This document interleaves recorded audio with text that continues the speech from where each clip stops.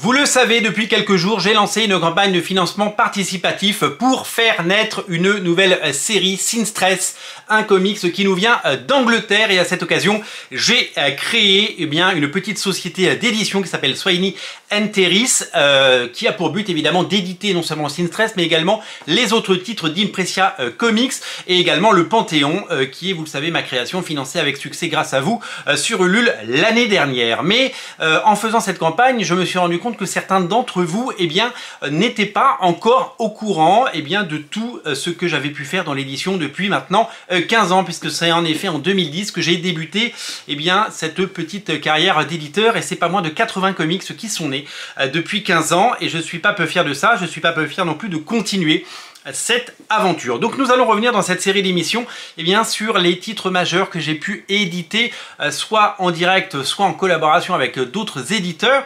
Et je vais vous raconter le début de cette histoire. Cette histoire, elle débute en 2010 avec ce comics qui s'appelle Anonyman. Peut-être que certains d'entre vous l'ont entre les mains. Il s'agit d'un comics que j'ai eu le plaisir d'écrire. À l'époque, on a eu une couverture fabuleuse de Monsieur Kenneth Rocafort, rendez-vous compte. Une série qui était là pour évidemment manifester tout l'amour que j'avais pour les comics de super-héros, et j'avais envie de créer ce personnage qui avait été créé au lycée, comme beaucoup d'auteurs. J'avais créé cette série et je fais appel à un dessinateur qui s'appelait Frédéric Mur, dans un style très cartoony. La BD n'est pas parfaite, bien entendu. Il y a plein de défauts aujourd'hui. On y voit évidemment beaucoup de choses qui ne vont pas, mais à l'époque j'ai pris un vrai plaisir à la faire, à la produire, et pour pouvoir l'éditer, j'avais créé une société que vous connaissez tous peut-être, que vous allez découvrir, qui s'appelait Merluche. Puisque je me suis dit, quitte à faire un premier bouquin écrit et édité, autant essayer d'en éditer d'autres. Donc pendant la création, puisqu'il a fallu de longs mois pour pouvoir créer ça, ça n'a pas été financé en financement participatif à l'époque, ça n'était pas encore quelque chose de très répandu en 2010, le financement participatif. On en était au balbutiement aux États-Unis, sur Kickstarter. J'ai créé cette société, Merluche, que j'ai créée avec, je peux vous le dire, j'ai quitté mon emploi de l'époque, j'ai même été licencié, on peut le dire, et donc avec le chèque avec lequel je suis parti, je me suis dit, pourquoi ne pas tenter cette aventure, avec cette envie que j'ai toujours eu d'écrire des bandes dessinées et des comics, et cette envie d'en éditer. Voilà comment j'ai cramé toutes mes économies en éditant Anonyman, qui s'est vendu, je crois, à 300 exemplaires à l'époque, ce qui était énorme pour un auteur pas connu comme moi, mais qui est un cataclysme financier, vous l'imaginez bien. Éditer des centaines et des centaines de bouquins en hardcover dans une très jolie édition, c'est quelque chose qui a été assez préjudiciable à l'époque, mais j'ai retrouvé du travail et j'ai pu évidemment continuer à en vivre, et je suis pas peu fier d'avoir créé Anonyman. En marge d'Anonyman, puisque l'auteur qui s'appelle Frédéric Mur, Fed M pour les intimes, il avait créé un premier comics qui s'appelait la LSA. La LSA, c'était un groupe, je vais essayer de le sortir de son plastic bag, c'est un groupe qui était un comics qui avait été produit par lui et qui n'avait pas été édité. Du coup, j'ai décidé de l'éditer au format comic. Donc ça, c'est le premier floppy que j'ai édité, ça coûtait 4 € à l'époque. C'est sorti, pour tout vous dire, est-ce que j'ai mis l'année? Normalement, c'est sorti en 2009, c'est même sorti en 2009, ça fait 16 ans. Donc en attendant Anonyman, j'ai lancé LSA, qui était le premier travail de Frédéric Mur.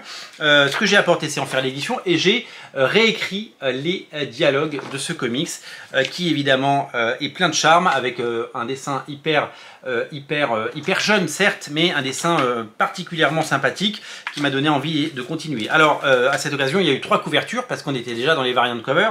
Il y avait celle-là, il y avait la couverture Dark Edition, je crois, comment s'appelait-elle? La Dark Cover, et la Crossover Cover avec Anonyman, puisque c'était une sorte de teaser, et même on l'avait même mis en 4e de couverture. Vous voyez, il y avait Anonyman, qui n'apparaît pas dans la bande dessinée, mais qui était là. Et donc Anonyman est sorti quelques mois plus tard, disponible, et ça a été distribué en librairie.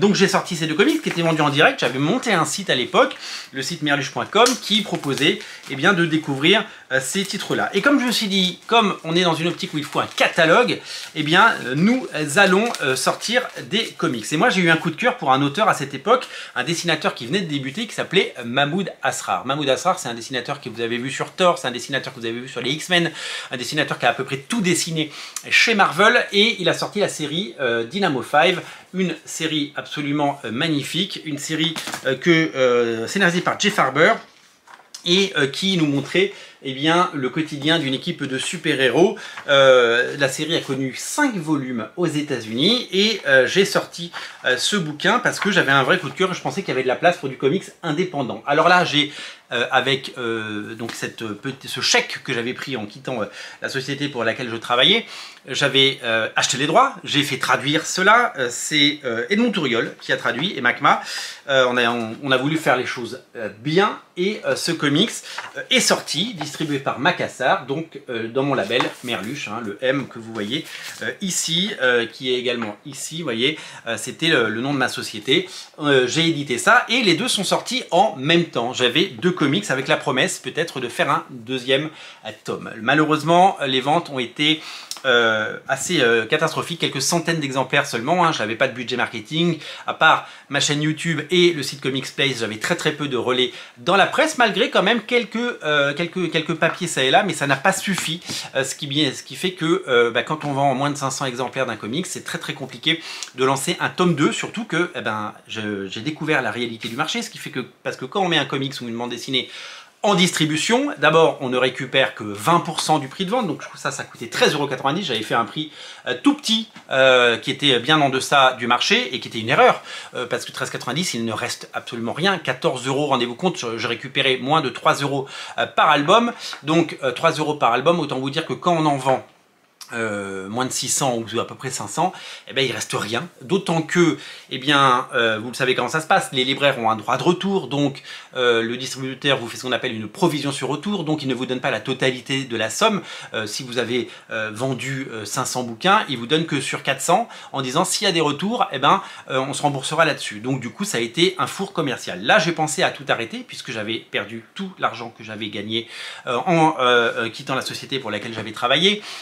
Et donc du coup j'avais plus de sous et j'ai rencontré la personne qui deviendra mon associé, qui a investi un petit peu d'argent dans la boîte parce qu'il souhaitait lui aussi éditer des comics, et c'est surtout que je lui ai vendu l'idée avec un titre qui avait tout pour plaire, puisque eh bien, on a édité Wolfman. On a édité Wolfman de Robert Kirkman. À l'époque, eh bien sachez-le, Walking Dead était en train de cartonner, c'était le début de la folie Walking Dead, et donc eh bien, les droits de Wolfman n'avait pas été pris. Et donc on a fait le premier tome de Wolfman, et là ça a été hyper encourageant puisqu'on en a vendu plus de 1000, ça c'est sûr, je suis incapable d'avoir le chiffre en tête maintenant, mais on en a vendu beaucoup plus et il s'est passé quelque chose. Ça n'a pas non plus suffi à faire la suite. À ce moment-là, j'ai fait la rencontre de gens absolument incroyables, puisque j'ai rencontré Glénat, et je l'ai proposé à Glénat de faire en sorte que Merluche devienne prestataire et apporte des titres.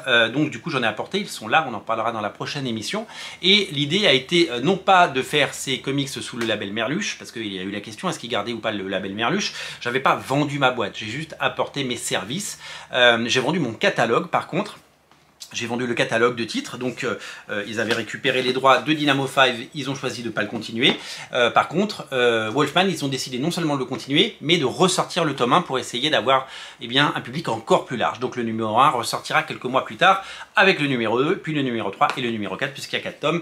Et ça doit ressortir chez Delcourt, vous le savez, très bientôt, mais je n'ai rien à voir avec cette ressortie chez Delcourt, bien entendu. Donc, j'ai refermé la parenthèse éditoriale, en tout cas à ce moment-là, j'ai refermé la parenthèse puisque je n'ai plus pris le risque financier d'éditer les comics moi-même. Ça a été la naissance de Glénat Comics, la renaissance de Glénat Comics en 2011, avec des titres dont on parlera dans la prochaine émission. Donc le fait d'avoir investi, le fait d'avoir pris des risques, le fait d'avoir tout perdu sur des titres que j'ai produits et des titres que j'ai édités, eh bien ça a permis d'arriver à ça, et ça a permis de décrocher un contrat sur plusieurs années avec Glénat, qui m'a permis de sortir eh bien, une quinzaine de titres. Je vous l'ai dit, j'ai sorti plus de 80 comics depuis que je fais ça. Et j'ai été véritablement, chaque titre a été comme une naissance à chaque fois. Ça a vraiment été des titres qu'on a portés, des titres auxquels on a cru. Et ça a été une très belle histoire à chaque fois. Je suis ravi de vous la raconter aujourd'hui. Donc le premier pas de mon aventure éditoriale eh bien, a été de lancer tous ces titres et d'avoir non pas des succès mais des opportunités. J'ai montré un certain savoir-faire et des titres de qualité qui ont été amenés chez Glénat. On le verra par la suite puisqu'on a eu des vrais succès chez Glénat. 4 titres qui ont été le début de cette carrière éditoriale qui s'est donc poursuivie chez Glénat, et ça on en parlera bien dans la seconde émission. Merci à vous d'être aussi nombreux à regarder Radio Comics. Merci pour votre fidélité et surtout, très important, n'oubliez pas de découvrir Sin Stress, mon nouveau projet qui continue de très bien marcher après un très bon premier week-end. On est quasiment, à l'heure où je vous parle, à 3000 € collectés pour cette campagne et ça continue. Vous êtes nombreux à découvrir le titre tous les jours. Vraiment, découvrez et soutenez Sin Stress. C'est comme ça qu'on continuera cette belle aventure éditoriale qui a commencé maintenant il y a plus de 15 ans. Merci à vous d'être si nombreux, merci à tous. N'oubliez pas de vous abonner, abonnez-vous et soutenez Sin Stress. Le lien est en descriptif de la vidéo. Je vous dis salut, bye bye.